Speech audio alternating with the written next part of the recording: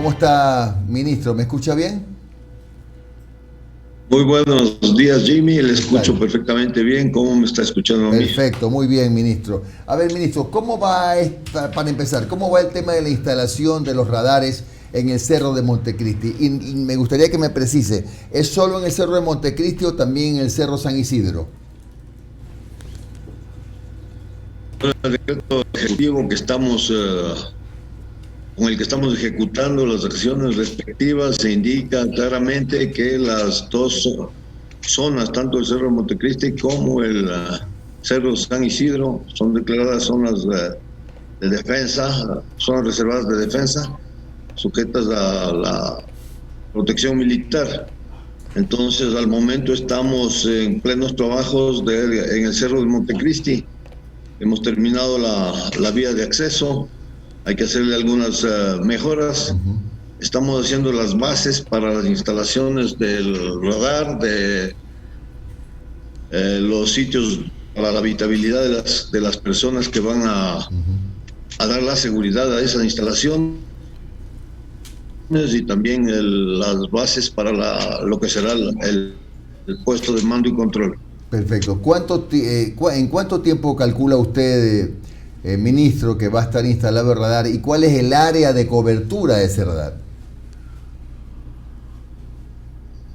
Calculo que en unos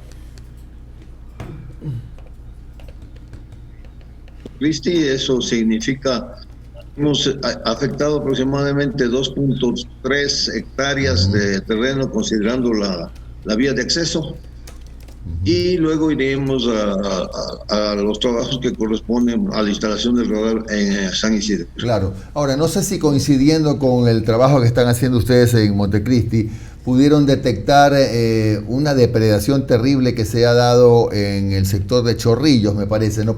Podemos poner esa toma, por favor, esa imagen de la cantera. Ahí están, hay cuatro imágenes que usted les puede explicar, ministro. Exactamente. Yo recuerdo que cuando se iniciaron, se dieron los primeros anuncios de la instalación de este radar en Montecristi, hubo muchas voces de supuestos ambientalistas que reclamaron que esos 2.3 hectáreas era una afectación terrible al sistema ambiental del cerro, pero ya haciendo los sobrevuelos y revisando las tomas de varias que tenemos, usted puede ver la gráfica superior izquierda un punto que establece 2.5 hectáreas del radar de Montecristi y 540 hectáreas que fue la afectación de la famosa refinería del aroma que nunca se hizo. Eso es un terreno baldío que ahora puede ser perfectamente utilizado como pistas de aterrizaje. Inclusive en las vías hay las orejas como para que las avionetas puedan hacer los virajes para volver a decolar.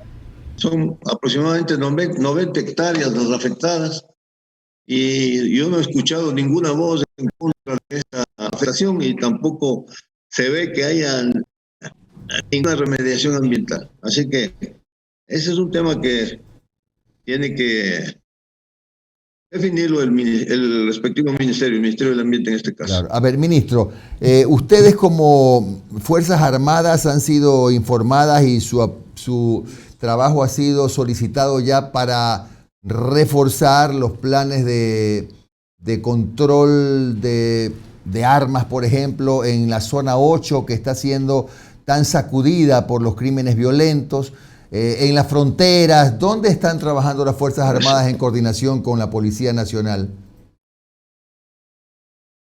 Las Fuerzas Armadas trabajan especialmente en las ciudades, porque el centro de gravedad del trabajo de Fuerzas Armadas está en la zona fronteriza, en donde tenemos amenazas y riesgos permanentes. Solamente para que usted conozca, el día de ayer hubo un enfrentamiento armado en la zona del Putumayo. ¿Así? Con fuerzas Entonces, irregulares. eso es permanente, esa amenaza es permanente. Tenemos reforzadas las fronteras desde el Carchi, desde Esmeraldas, Carchi y Sucumbíos. La situación no es simple. Hay muchos grupos irregulares armados están necesitados de ingresar al territorio ecuatoriano para instalar ahí sus laboratorios, sus cristalizadores, etcétera. Entonces, cuando hay enfrentamientos entre esos grupos armados en Colombia, la amenaza puede transferirse a nuestro territorio. Claro. Entonces, Fuerzas Armadas estamos en constante patrullaje a lo largo de los 730 kilómetros que tenemos de frontera con Colombia y ahora al sur igualmente. Entonces, Fuerzas Armadas está haciendo frente a todas estas amenazas y todos estos riesgos, y además de eso estamos apoyando a la Policía Nacional en lo único que podemos hacer nosotros por mandato legal, porque si quisiéramos participar en mayor forma como lo hacíamos antes, pero con la ley de seguridad ciudadana y del Estado, entonces estamos limitados únicamente a las operaciones CAMES, o sea, control de armas, municiones y explosivos. Claro. Es lo único que podemos hacer. Ministro, aquí estuvo hace unos días un experto en seguridad, el coronel Mario Pazmiño, para ser concretos, y dijo que Ecuador necesitaba en algún momento aprobar o crear primero para aprobar luego una ley que autorice a las Fuerzas Armadas el derribo de avionetas concretamente, que hacen estos vuelos irregulares y donde ya las Fuerzas Armadas han podido determinar que efectivamente es un vuelo probablemente cargado con droga. ¿Usted cree que es necesaria esa ley? Sería importante tener esa ley, pero muy difícil que logre pasar una ley, especialmente por la acción de los grupos de derechos humanos. Es una ley muy controversial porque en otros países ha habido derribos de aviones que no tienen nada que ver con el narcotráfico. Claro. Entonces, todo lo que está sujeto a un riesgo puede suceder en algún momento, y eso es lo que tratan de evitar. Claro. Por eso es necesario la instalación de los radares, por eso es necesario cubrir toda la periferia del Ecuador con los radares para poder hacer un seguimiento, un traqueo, como lo llamamos nosotros en términos militares, un traqueo de la aeronave que se está aproximando. Y, por ejemplo, desde el Cerro de Montecristi, por la altura que tiene y con la capacidad del radar que se va a instalar ahí, podemos detectar una neta volando a muy baja altura, como vienen los pilotos suicidas a muy baja altura para no ser detectado, pero desde Montecristi sí se lo puede hacer, y se le hace un seguimiento para ver por dónde ingresa, hacia dónde se dirige, cuáles serán las pistas aproximadas, y en ese momento aquí se hará algún operativo para controlar las pistas más cercanas a las áreas más cercanas al posible sitio de llegada de la avioneta. Claro, ministro. Entonces hay que idearse nuevas tácticas, nuevas ideas operativas, mientras no tengamos la ley de derribo. Claro. Tenemos que actuar como sea, tenemos que detener todo ese tráfico ilícito como sea, y eso es lo que vamos a hacer. Ministro, antes de darle paso a Alondra, de su respuesta intuyo que a lo mejor está entre la planificación de las Fuerzas Armadas instalar más radares. Usted habló de instalar, por eso es necesario instalar radares. Tal vez hay un en plan todavía, de instalación de radares en otros puntos estratégicos para localizar, para detectar vuelos irregulares. Por lo pronto, de acuerdo al decreto ejecutivo, debemos instalar 2 radares que van a cubrir Manabí y gran parte de Santa Elena, que es lo que está descubierto actualmente. Ministro, ¿cómo está? Le saluda Alondra Santiago. Buenos días. Un gusto y muchísimas gracias por estar acá, porque este tema realmente es preocupante para todos los ciudadanos. Por ejemplo, hoy estaba leyendo una noticia de que se van a intervenir 6 sectores en Guayaquil, en la zona 8, Guayaquil, Durán y San Borondón, para intentar frenar todo este tema del narcotráfico, de las bandas delictivas. Hay muertes violentas cada día. El otro día creo que hubo 8 en un fin de semana y preocupa, ¿no? Y tengo entendido que Estados Unidos pretende asignar a Ecuador 5 punto algo millones de dólares para contrarrestar este tema del narcotráfico y de la delincuencia organizada. ¿Es suficiente, ministro, este apoyo? ¿Necesita más? ¿Qué significa el contrarrestar esta situación como sea, además del apoyo de Estados Unidos? Es un tema de seguridad ciudadana, lo que está indicando la señora ministra de Gobierno. Ha sido muy enfática en indicar las acciones que va a hacer la policía. Yo he insistido que las Fuerzas Armadas pueden colaborar en ese plan que están iniciando con los ejercicios de estos, las operaciones de estas de COMEX, control de armas, municiones y explosivos. Es lo que podemos hacer de acuerdo con el marco legal que nos rige. Efectivamente, Estados Unidos hizo una donación entre 5 y 6 millones. Eso está para distribuirse en varios organismos del Estado, el Consejo de la Judicatura, la Fiscalía, alguna otro más, y guardacostas. Pero toda ayuda es bienvenida, pero necesariamente no es suficiente. La verdad es que tenemos tantas amenazas en el territorio ecuatoriano que las acciones que tengamos que hacer tenemos que idearlas con el máximo de eficiencia, porque los recursos son escasos y la única forma que podemos operar es siendo eficientes. El tema del narcotráfico, la minería ilegal, el tráfico de personas, bueno, las ciberamenazas que usted recuerda, hace poco tiempo tuvimos ya un ataque. Y el problema interno de las ciudades es un tema de seguridad ciudadana que le compete exclusivamente a la policía. Las Fuerzas Armadas colaborarán en todo lo que esté a nuestro alcance. Como hemos dicho, puede ser que nos falten recursos, puede ser que no tengamos los medios suficientes, pero nos sobra buena voluntad y deseos de enfrentar las amenazas de la mejor manera y de la manera más eficiente.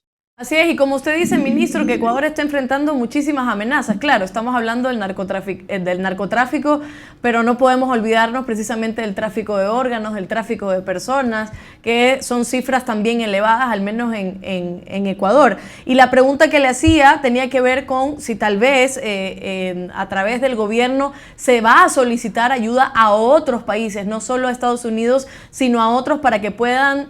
La palabra no sería intervenir, sino ayudar a contrarrestar todas estas amenazas y situaciones que vive el país.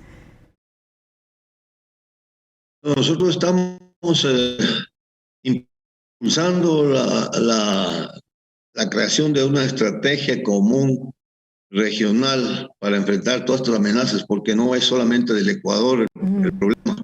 Este es un problema de Perú, de Colombia, de México, Estados Unidos. Entonces, la idea es